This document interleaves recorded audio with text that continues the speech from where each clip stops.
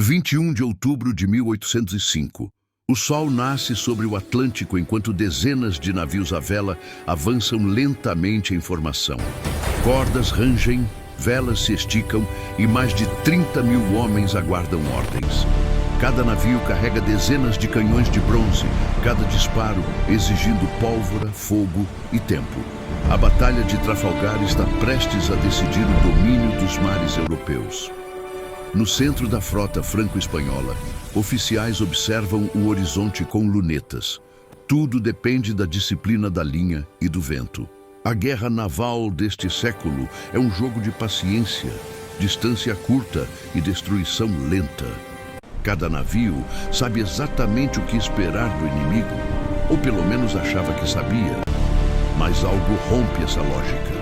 A dezenas de quilômetros dali, o oceano é cortado por uma silhueta impossível. Não há mastros, não há velas, nenhuma bandeira reconhecível. Apenas aço, linhas angulares e um rastro branco na água, avançando contra o vento como se ele não existisse. É um navio de guerra moderno. Um destroyer equipado com radares, sensores infravermelhos e sistemas de combate integrados. Seu casco não foi feito para canhões de ferro, mas para sobreviver a mísseis supersônicos. Agora, ele surge em um mundo onde pólvora preta ainda é o auge da tecnologia. No passadiço, telas se acendem. O radar varre o horizonte e identifica dezenas de alvos de superfície em segundos. Cada navio é marcado, classificado e acompanhado automaticamente. Nenhum deles emite sinais. Nenhum deles emite sinais. Nenhum deles sabe que já está sendo observado com precisão absoluta. Os marinheiros franceses percebem apenas um ponto estranho no horizonte. Alguns pensam ser um navio mercante diferente. Outros suspeitam de um novo tipo de encouraçado britânico. Ninguém imagina que aquele objeto enxerga cada movimento deles, mesmo através da fumaça e da distância.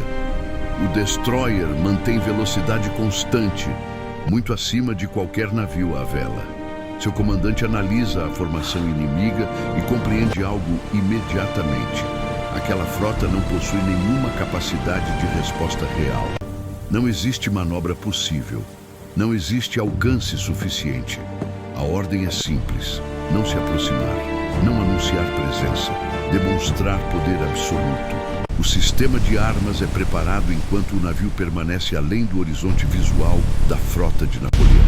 A centenas de metros acima do mar, sensores calculam vento, distância e impacto. Um míssil antinávio é selecionado. Para a frota de 1805, não há alerta, não há som, não há aviso divino, apenas silêncio. Quando o míssil é lançado, ninguém em Trafalgar percebe. 30 segundos depois, um navio de linha explode em uma bola de fogo que rasga madeira, homens e canhões. A batalha começa sem que o inimigo sequer saiba contra quem está lutando. O choque se espalha pela frota franco-espanhola. Oficiais gritam ordens contraditórias enquanto marinheiros tentam entender o que acabou de acontecer. Não houve disparo visível, nenhum navio inimigo próximo, nenhuma troca de tiros. Um dos maiores navios simplesmente deixou de existir. Para homens acostumados a batalhas lentas, aquilo parece magia ou intervenção divina. O almirante Villeneuve tenta manter a formação. Ele ordena que os navios mantenham o rumo e preparem os canhões. A doutrina é clara: linha contra linha, fogo concentrado, aproximação gradual. Mas como responder a um ataque que vem de além do horizonte, invisível e silencioso?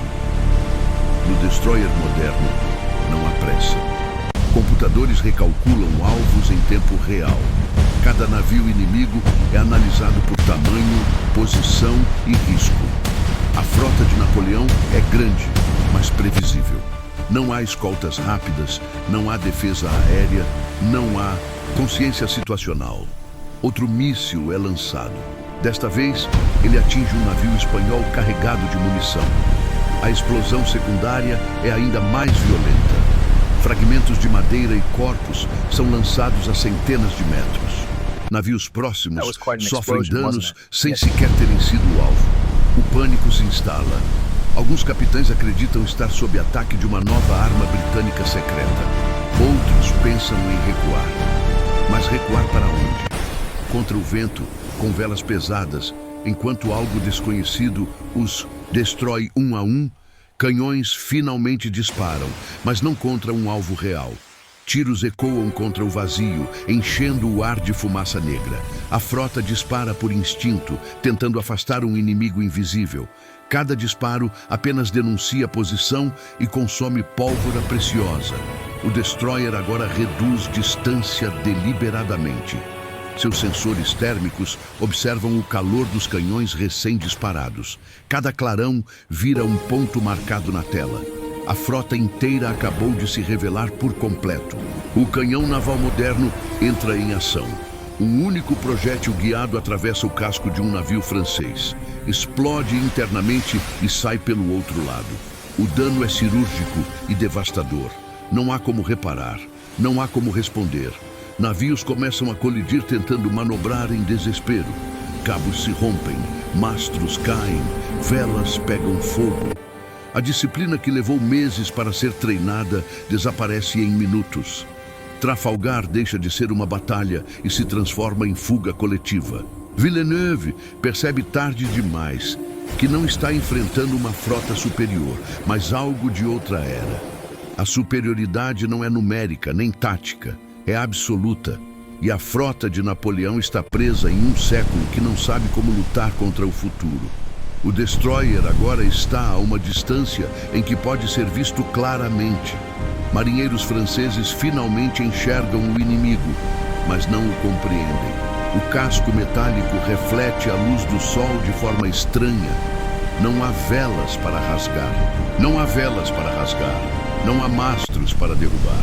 Apenas uma muralha móvel de aço avançando sem esforço. Alguns capitães ordenam a abordagem, acreditando que o combate corpo a corpo ainda pode decidir a batalha. Botes são preparados, homens armados com sabres e mosquetes aguardam. Mas o destroyer acelera novamente, abrindo distância com facilidade humilhante. Outro disparo do canhão moderno atinge um navio que tentava virar de bordo. O projétil atravessa o convés principal, explode no paiol e transforma o navio inteiro em uma coluna de fogo. A explosão é sentida a quilômetros de distância. A frota começa a se fragmentar. Navios isolados tentam fugir individualmente. A formação napoleônica, orgulho da engenharia naval da época, simplesmente deixa de existir. Cada capitão agora luta sozinho contra um inimigo que não entende. No centro de comando do destroyer, a situação é avaliada como controlada. Nenhum dano, nenhuma ameaça real detectada. O inimigo não possui armas capazes de atravessar o casco moderno, nem alcance para impor risco. Mísseis de curto alcance são utilizados agora para alvos específicos. Cada lançamento é preciso. Cada impacto remove um navio inteiro da batalha. O tempo entre ataques é calculado não por necessidade, mas por eficiência. Marinheiros sobreviventes pulam no mar, observando seus navios afundarem. Alguns rezam, outros apenas encaram o horizonte, tentando entender o que testemunharam. Para eles, não houve batalha justa, apenas punição. Os oficiais franceses percebem que Napoleão jamais receberá boas notícias daquele dia. A maior frota combinada da Europa está sendo destruída por algo que não pode ser explicado nem combatido. O destroyer executa uma manobra ampla, mantendo todos os navios inimigos dentro de seu envelope de sensores. Nenhum movimento passa despercebido. Nenhuma tentativa de fuga tem sucesso. Em menos de 2 horas, Trafalgar deixa de ser um confronto histórico e se torna um evento impossível de classificar. A frota de Napoleão não está derrotada.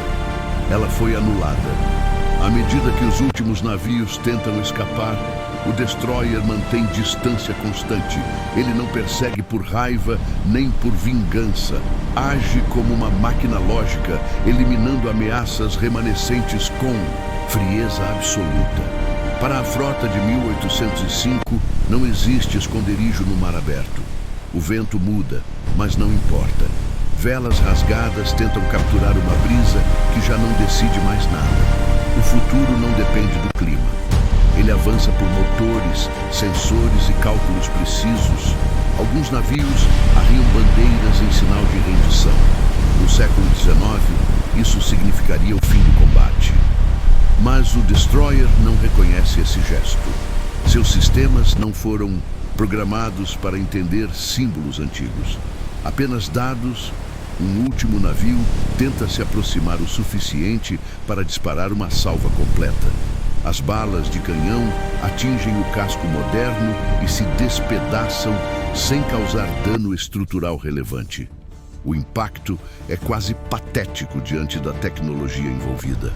Em resposta, um único disparo do canhão naval moderno atravessa o navio de proa à popa. A embarcação perde estabilidade, aderna lentamente e desaparece sob as ondas. Nenhuma heróica última resistência, apenas física aplicada.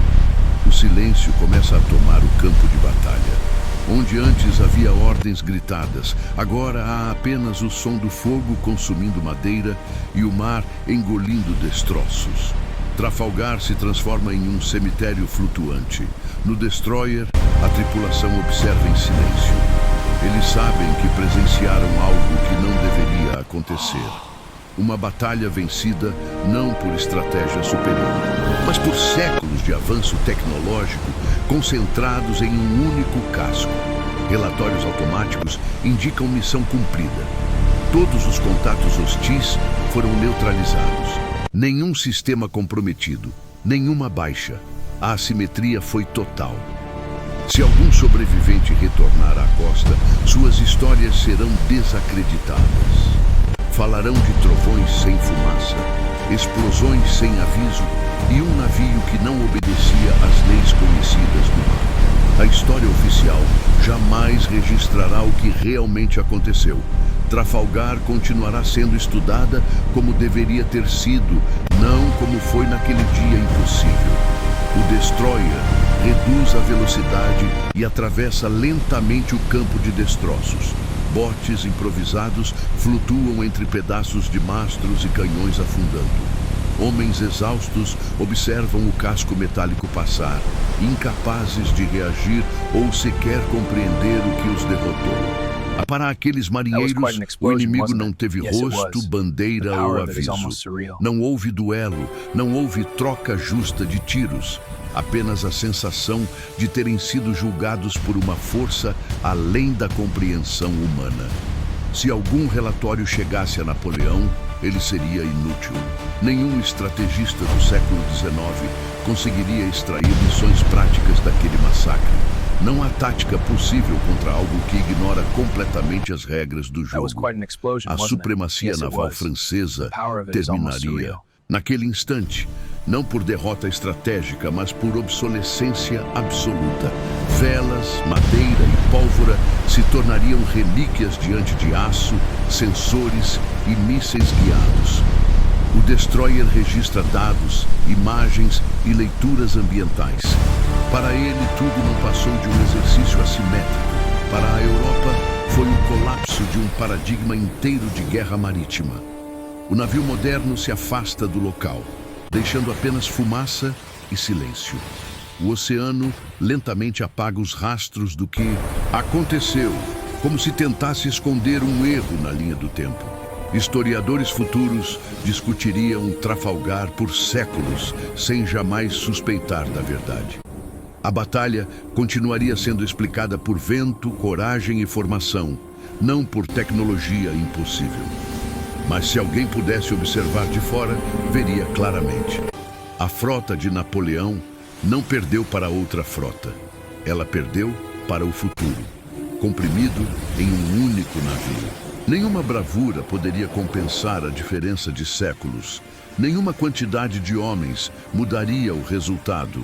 O confronto estava decidido no momento em que o Destroyer surgiu no horizonte. A verdadeira pergunta nunca foi quem venceria Trafalgar.